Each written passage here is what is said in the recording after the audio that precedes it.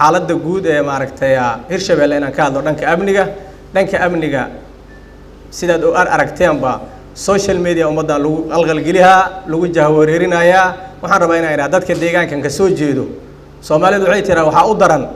beenlow dhul yaqaana u daran deegaankii ka soo jeedaan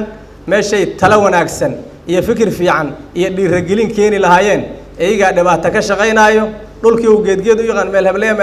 heblo dhibaato ka jirto uu leeyahay waa beenlow dhul yaqaano wax dhibaato ah ka jira nama jiraan waxaan leeyahay dalka iyo dadkaad wax ka leedihiin war wanaaga ka shaqeeya ummadda dhiirigelinteeda iyo hor u socodkooda laga shaqeeyo dhibaataan jirin yaan maalin waliba la abuurin war beenlow dhul yaqaano dhulka taqaano waa dhulkaagi ee wanaag ku soo kordhiyay dhibaato aan ka jirin adugu ha abuurin aad iyo aadan arrintaas maaragtay xaqiiqdii uga xumahay in maalin waliba dhibaato la sheego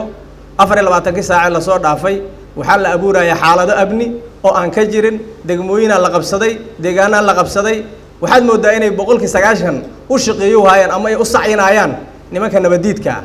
waa dhiirigeliyo hayaan ummadii deegaankan qalqal iyo dhibaato ay geliyo hayaan war wax dhibaato ah oo jarma jiraan deegaankan maaragtay ha dhibaateyn oo afkiina dhibaato ugu keenine wixii wanaag hood ka geysan kartiin ka geesta haday tala tahay iyo haday tahay wax qabad intaba taladaad wanaagsanood keentiin waa la qaadanaahe ha dhibaateyn aan leenahay ummadda deegaanka haday tahay guud ahaan Hirshabeele wax xaalad oo ka jira ma jiraan ma hadayaan nabada deegaanadii kala guud ahaan nabada way jiraan ciidamada military qayb kamid ah oo tabasho qabay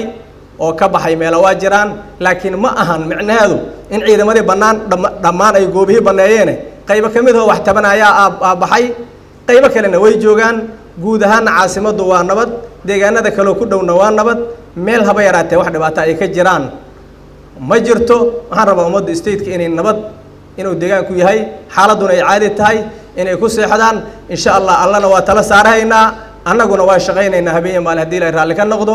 aad iyo aad u mahadsantiin shirkina sidaas oo noogu xiray